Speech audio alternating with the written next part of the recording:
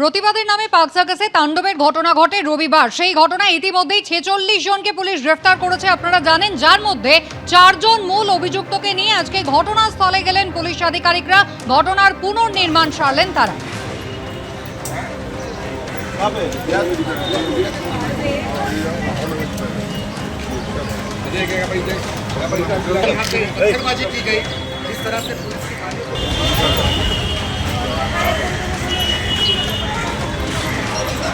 মোট 46 জনকে গ্রেফতার করা হয়েছে পাক সার্কাসের তাণ্ডবের ঘটনায়। আর সেই ঘটনায় মূল অভিযুক্ত 4 জনকে সঙ্গে নিয়ে আজকে ঘটনাস্থলে পুলিশ আধিকারিকরা পৌঁছলেন।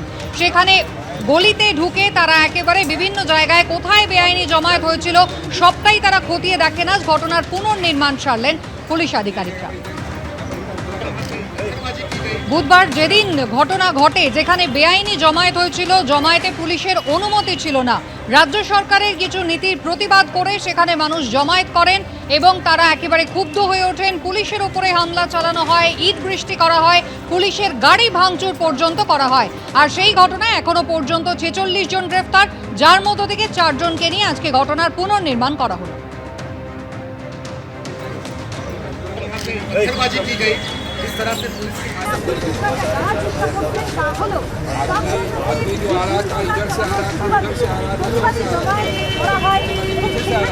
এই মুহূর্তে আমরা রয়েছি পাক সার্কাস 7 পয়েন্টের কাছাকাছি এবং যে ছবি আমরা এখানে দেখাচ্ছি, গত রোববার দুপুরে বেশ কয়েকজন তারা পুলিশের ওপর হামলা করে। পাক সার্কাস 7 পয়েন্ট উত্তাল হয়ে যায়। এই মুহূর্তে 4 জন অভিযুক্তকে সঙ্গে নিয়ে কলকাতা পুলিশের আধিকারিকরা কিন্তু এখানে এসেছেন। সেই ছবি আমরা এখানে সরাসরি দেখাচ্ছি। একজন অ্যাসিস্ট্যান্ট কমিশনার কলকাতা পুলিশের, তার নেতৃত্বে বিরাট ফোর্স এবং সেন্ট্রাল ফোর্সও রয়েছে। 4 জন অভিযুক্ত, তাদের মুখ ঢাকা।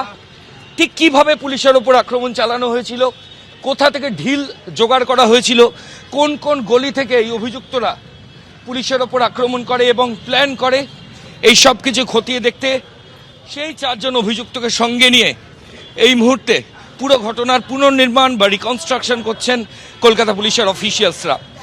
আমরা বড় অপরাধের ক্ষেত্রে পুনর্নির্মাণ দেখেছি, কিন্তু এই ধরনের অপরাধের ক্ষেত্রে এই ধরনের পুনর্নির্মাণ করে গোটা ঘটনা বোঝা, এটা কিন্তু এর আগে সাম্প্রতিক অতীতে কখনো দেখা যায়নি।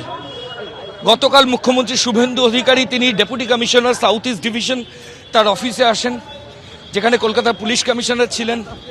দীর্ঘ সময় মিটিং চলে এবং সেই মিটিংয়ে সিদ্ধান্ত হয় পুলিশ কর্মীদের ওপর কোনো আক্রমণ সেটা কিন্তু সহ্য করা হবে না।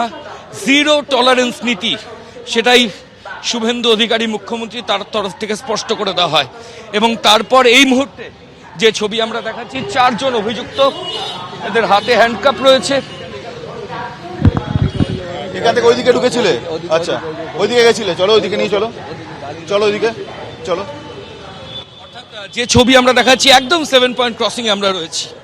কোন দিক থেকে মুভমেন্ট ছিল, তারপর তারা কোন দিকে গেলেন, কিভাবে গোটা ঘটনা অপরাধ তারা সংগঠিত করলেন, এখানে আরম্ভ হয়েছিল। আচ্ছা, প্রথম এদিকে আরম্ভ হয়েছিল মিটিংটা, তারপর ওদিকে গেলে আবার পাথরবাজি হলো, আমরা পালিয়ে গেলাম বাড়িতে। ওইদিকে চলো, গলির ভিতরে। হ্যাঁ, ওইদিক থেকে কি হচ্ছিল? আমরা পালিয়ে গেলাম গলির ভিতরে। চলো ওইদিকে চলো, গলির ভিতরে পালিয়ে আবার দেখলাম কি পাথর চলো চলো চলো চলো চলো চলো ওইদিকে চলো। অর্থাৎ যে ছবি এখানে দেখা যাচ্ছে, একদম পাক সার্কাস 7 পয়েন্ট নাস্তানাবুদ হতে হয় পুলিশ আধিকারিকদের, বিরাট ফোর্স নামানো হয়, তারপর পরিস্থিতি স্বাভাবিক হয়। এখনও এখানে জল কামান রয়েছে, পুলিশের তরফ থেকে কেন্দ্রীয় বাহিনীও ডিপ্লয়েড রয়েছে। কিন্তু যে অভিযুক্তরা সেদিন এই অশান্তি করেছিল, তাদেরকে সঙ্গে নিয়েই এই মুহূর্তে গোটা এরিয়ায় পুনর্নির্মাণ করছে পুলিশ। এবং মূলত যেটা দেখা হচ্ছে যে কোন গলি থেকে এই অভিযুক্তরা বেরিয়েছিল, কোথায় ঢিল মজুত করে রেখেছিল, কোথায় কোথায় অবৈধ জমায়েত ছিল, সবকিছু পুলিশের তরফ থেকে খতিয়ে দেখা হচ্ছে। ক্যামেরা সুবীর রায়ের সঙ্গে ময়ূখ ঠাকুর চক্রবর্তী, এবিপি আনন্দ, কলকাতা। পাক সার্কাসের মতো ঘটনার ক্ষেত্রে জিরো টলারেন্স গতকালই মুখ্যমন্ত্রী শুভেন্দু অধিকারী একেবারে স্পষ্ট করে দিয়েছেন। ধর্মীয় স্লোগান দিয়ে পাথর ছোঁড়ার মতো ঘটনা কোনোভাবেই বরদাস্ত করা হবে না। Clear message, zero tolerance. অশান্তি রুখতে মুখ্যমন্ত্রীর কড়া বার্তা, জিরো টলারেন্সের হুঁশিয়ারি দিলেন শুভেন্দু অধিকারী। ভাঙচুর, গুন্ডামি থেকে পুলিশের ওপরে হামলার ঘটনা আর বরদাস্ত নয় বলে সোমবার পাক সার্কাসে দাঁড়িয়ে স্পষ্ট বার্তা দিলেন মুখ্যমন্ত্রী শুভেন্দু অধিকারী। পুলিশকে দিলেন ফ্রি হ্যান্ড আর গুন্ডাদের লাস্ট ওয়ার্নিং। পাক সার্কাসের বুকে দাঁড়িয়ে ছাড়লেন হুঙ্কার। হঠাৎ করে কিছু লোককে জড়ো করে ধর্মীয় স্লোগান দিয়ে পাথর ছোড়া, এটা শ্রীনগরেও বন্ধ হয়ে গেছে। আমার মনে হয় পশ্চিমবঙ্গে বা কলকাতাতে এটাও বন্ধ হওয়ার খুব দরকার রয়েছে। রবিবার দুপুরে অশান্ত হয় পাক সার্কাস। দুষ্কৃতী দৌরাত্মে রণক্ষেত্রের চেহারা নেয় এলাকা। বেআইনিভাবে রাস্তা অবরোধ, আর তা তুলতে এলে পুলিশের ওপরে আক্রমণ। পুলিশ ও কেন্দ্রীয় বাহিনীর জওয়ানদের গাড়ি ভাঙচুর থেকে ইটবৃষ্টি, কিছুই বাদ যায়নি। পাল্টা লাঠিচার্জ করে পুলিশও। পাক সার্কাসের ঘটনায় বেশ কয়েকজন পুলিশ কর্মী ও দুজন সিআরপিএফের জওয়ান আহত হয়েছেন। সোমবার তাদের সঙ্গে কথা বলতে পাক সার্কাসে সাউথ ইস্ট ডিভিশনের ডিসির অফিসে আসেন মুখ্যমন্ত্রী। সঙ্গে ছিলেন সিপি সহ কলকাতা পুলিশের উচ্চপদস্থ কর্তারা। আহত পুলিশ কর্মী এবং জখম সিআরপিএফ জওয়ানদের সঙ্গে কথা বলেন শুভেন্দু অধিকারী। এরপর গুন্ডামি রুখতে কড়া বার্তা দেন মুখ্যমন্ত্রী।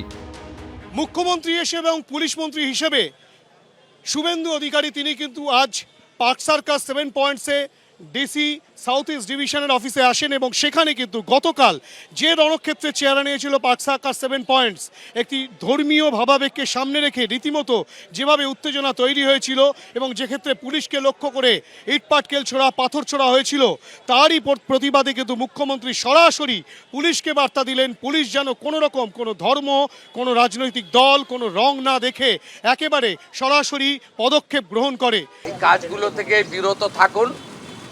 যদি মনে করেন আগের সরকার আছে, আগের নিয়ম আছে, আগের মতো পুলিশকে ফোর্সকে হাত পা বেঁধে রেখে দেওয়া হবে, তাহলে কিন্তু ভুল করবেন। তো ক্লিয়ার মেসেজ, জিরো টলারেন্স এই ধরনের ভ্যান্ডালিজম, হুলিগানিজম, রাউডিজম এবং anti national, anti social activities we are not allowed. পাক সার্কাস কাণ্ডে এখনো পর্যন্ত নাগমা, চাঁদনি বেগম, মোহাম্মদ কাইফ, ওয়াসিম আজহার, মোহাম্মদ শামীম সহ 40 জনকে গ্রেফতার করেছে পুলিশ। पार्क सर्कस में काल जो किया हमारी पुलिस भाई का साथ, आपको भुगतना पड़ेगा, बहुत जोर भुगतना पड़ेगा।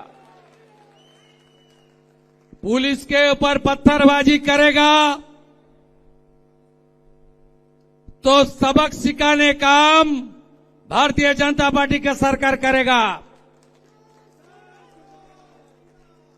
और आसनसोल में फाड़ी में तोड़फोड़ कर दिया ना, 200% वसूली होगा। जो किया है उसको पकड़ से निकाल के करूंगा।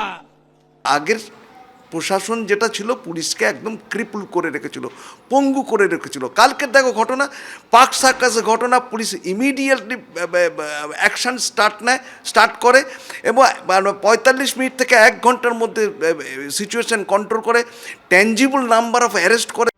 পাক সার্কাসের ঘটনায় বেআইনি জমায়েত, হিংসা ছড়ানো, মারাত্মক অস্ত্র নিয়ে অশান্তি করা, সরকারি কর্মীদের কাজে বাধা, তাদের মারধর করা, সরকারি সম্পত্তি নষ্ট এবং ক্ষতিপূরণ আদায় সংক্রান্ত আইনে মামলা রুজু করা হয়েছে। হিন্দোল দে, পার্থপ্রতিম ঘোষ, সুদীপ্ত আচার্য, এবিপি আনন্দ। এবিপি আনন্দ, এগিয়ে থাকে, এগিয়ে রাখে।